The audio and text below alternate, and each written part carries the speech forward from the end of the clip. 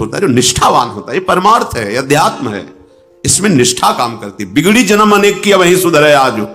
आज बस एक ठसक लाओ, हो ही राम को, मैं प्रभु का, और जिनके हो उनका नाम जप करो।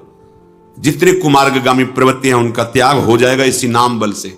आप पहुंच गए जहां पहुंचना था, आपको अनुभव हो जाएगा। पर यदि अंतर्मुखता छोड़कर बहिर्मुखता धारण करोगे, प्रभु से अपनापन छोड़कर अन्यत्र अपनापन धारण करोगे, तो समय चाहे जितना आप लगा लो, अनुभव कुछ नहीं होगा, और विश्राम भूमि आपकी विषय भोग ही होगी। ये शब्द याद कर लो, विश्राम मन को भोगों में ही लगेगा, और वहां विश्राम है नहीं। विश्राम तो श्री वृंदावन विश्राम, सब सोहित निष्कामति श्री वृंदावन विश्राम। श्री राधा वल्लभ लाल को हृदय ध्यान मुख नाम। इसलिए विनय है, प्रार्थना है कि आप जिसे देख नहीं पा रहे, वो महान भयावह समय नजदीक आता चला जा रहा है।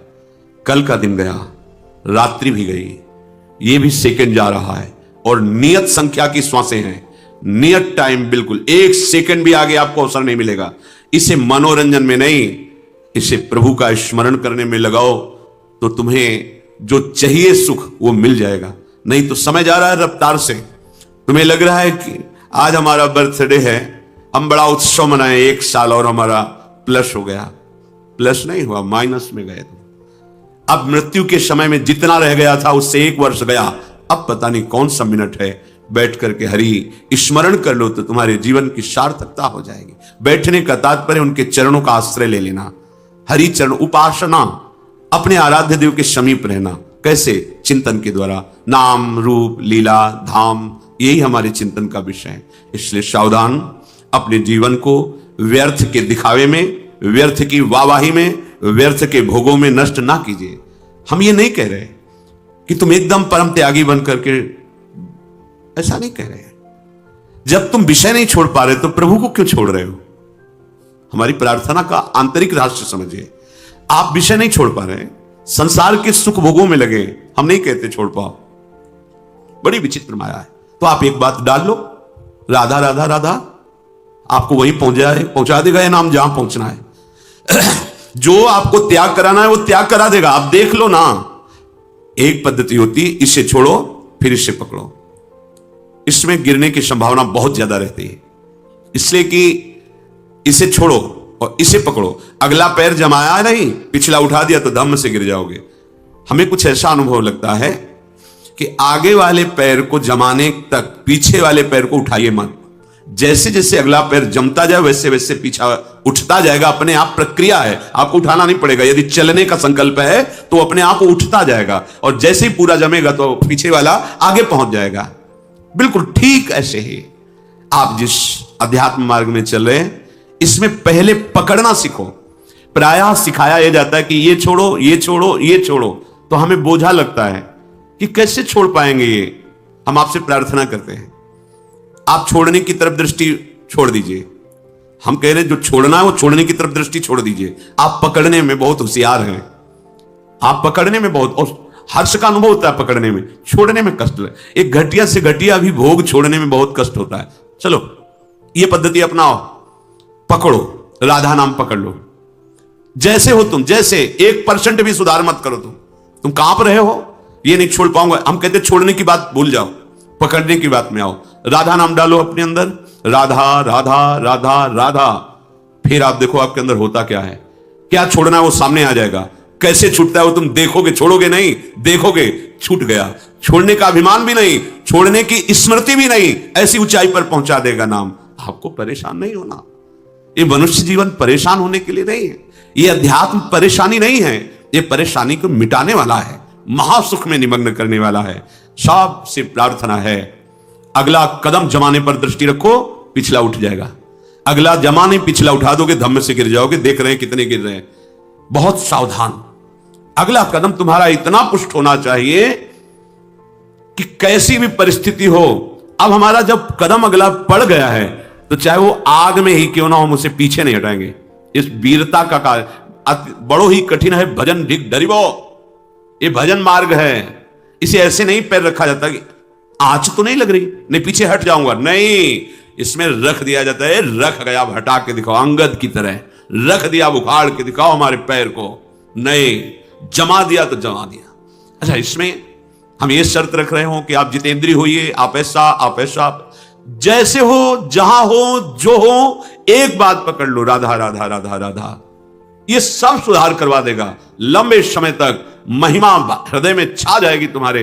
अरे ये छोटे मोटे विषय क्या है, ब्रह्मादिक के भोग सब विषम लागत है, देख लेना। चलो तो पकड़ना नहीं है, बस सुनना है और दूसरे को सुना के ये छाप मारनी कि हम ज्ञानी हैं, हम भगत हैं। पकड़ लो, केवल बात पकड़ लो, वो आपको पकड़ लेगी। पहले तुम राधा नाम पकड़ो, फिर तुम्हें राधा नाम पकड़ेगा। जब राधा नाम पकड़ेगा तो रोम रोम रग रग में आनंद की धारा छा जाएगी। आप देखो तो कोई कठिन नहीं परमार्थ, कठिन उनके लिए है जो गुरुजनों की बात नहीं समझते, अपने मनमानी आचरण करते, तो फिर भगवत प्राप्ति कठिन है।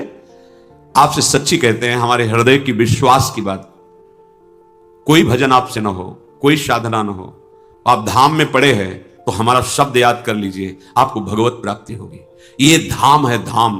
पर होता क्या है, जिसे हम मना करते हैं कि वैष्णव अपराध मत करना, मात्र केवल ये वैष्णव धाम है, अपराध मत करना, हम वही कर देते हैं। और भले अपराध न बने, लेकिन वो अपराध जरूर करते हैं। वैष्णव निंदा, वैष्णव अपमान, गुरु द्रोह, उनकी अवज्ञा, फिर धाम बर्दाश्त नहीं कर पाता।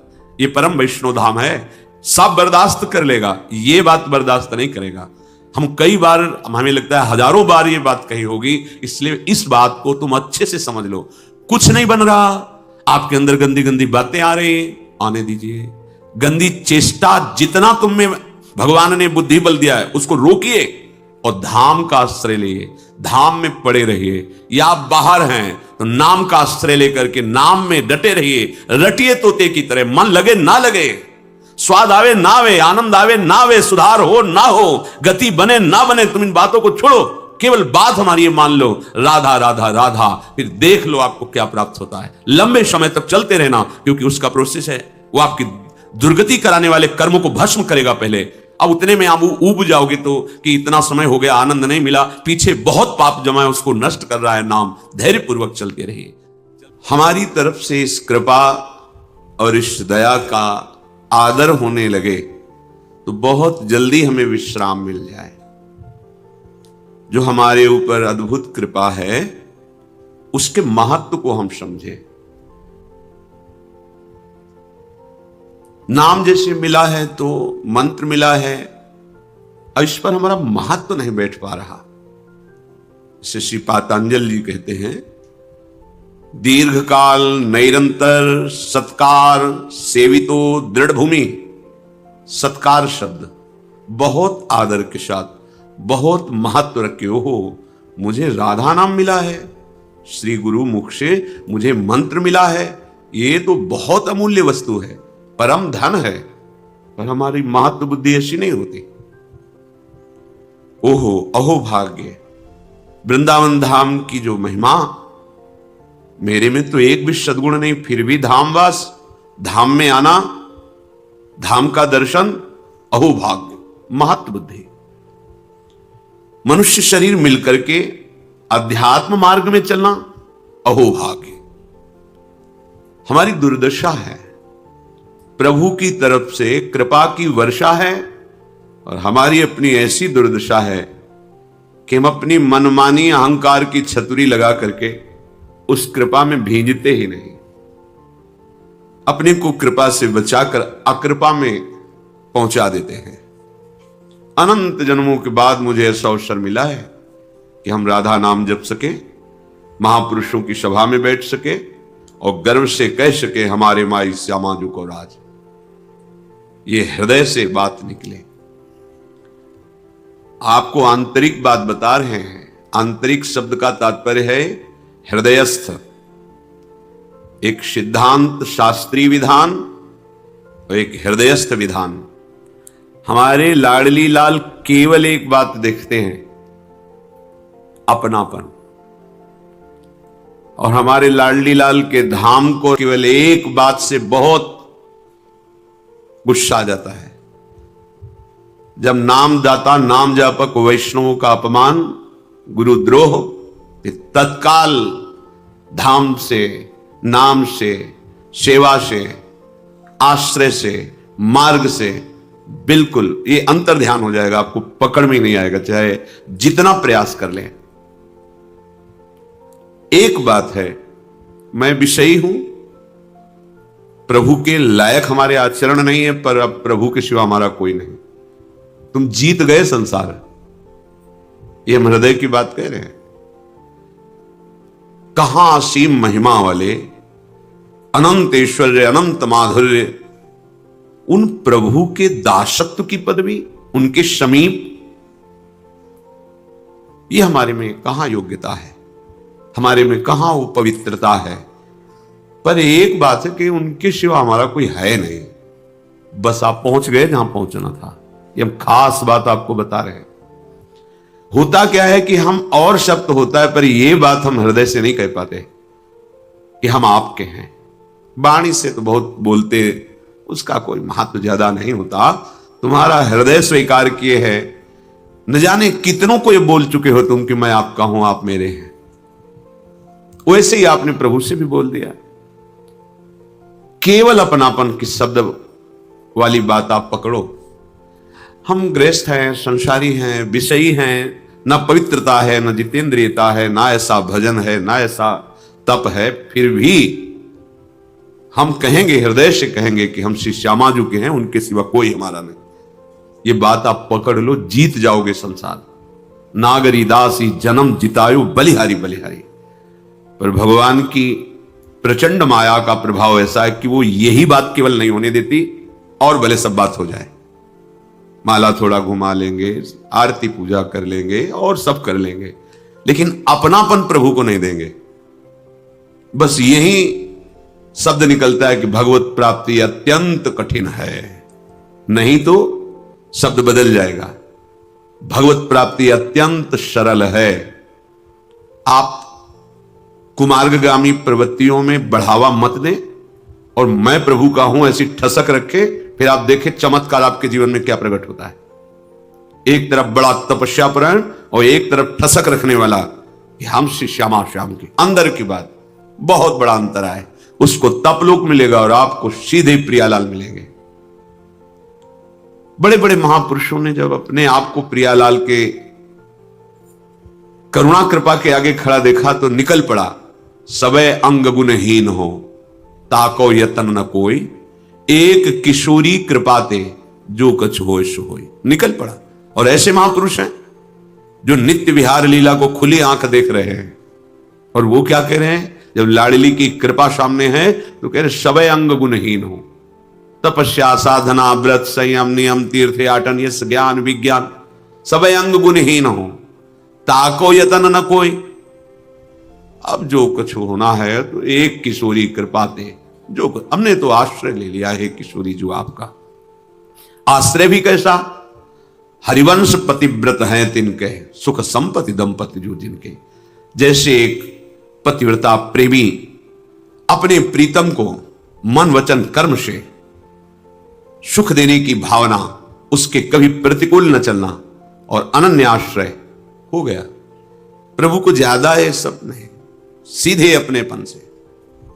जैसे कार्य से गए हुए परदेश में रहने वाले पति का उसकी प्रियतमा अनन्य भाव से बाट जो होती रहती है, चिंतन करती रहती है, अपने शरीर को भी संभालती है, अपने गृह को भी संभालती है, परिवार के सदस्यों की भी सेवा करती है, पर अंदर से केवल चिंतन अपने प्रीतम पति का होता है। ऐसे ही उपासक जब एकमात्र सारा व्यवहार हो रहा है, घर परिवार नौकरी सब, पर हृदय की दशा उस पतिव्रता पत्नी की तरह है। वो सोहनी लगा रही, सब कार्य कर रही, पर चिंतन अंदर से अपने प्रीतम। बाहर निकलकर दरवाजे के देखती है, सूचना ही आ जाती, कोई पत्र ही भेज देते, ऐसा तो नहीं क्यों आ रहे हैं। बार बार उनका चिंतन।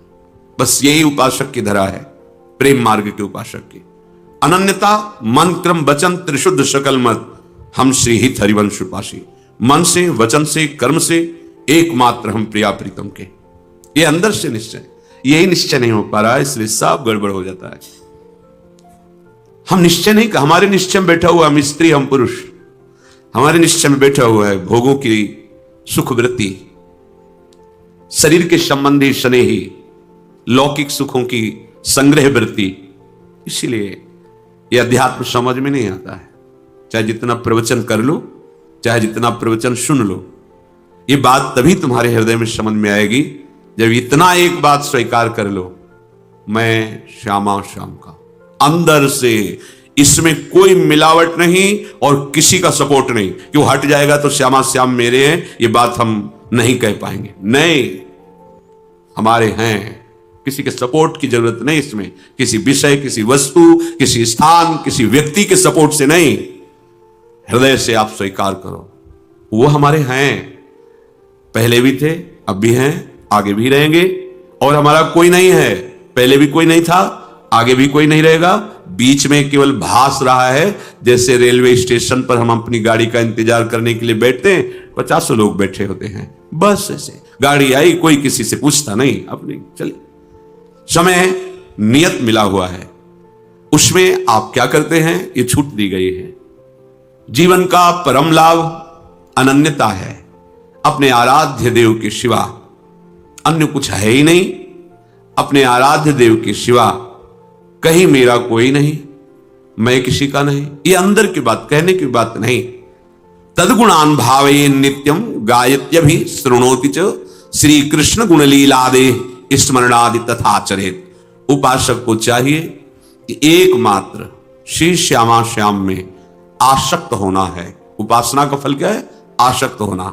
आसक्त का अर्थ क्या है? शक्ति रह न जाना। हम चाहें भी तो हमारा मन प्रिया प्रीतम को भूल नहीं सकता, इसे आसक्ति कहते हैं। हमारी शक्ति ही नहीं रह गई कि हम इनसे बिलग रह सके, धाम के बिना जी सके, नाम के बिना जी सके, उपासना के बिना, उपास्य देव के बिना।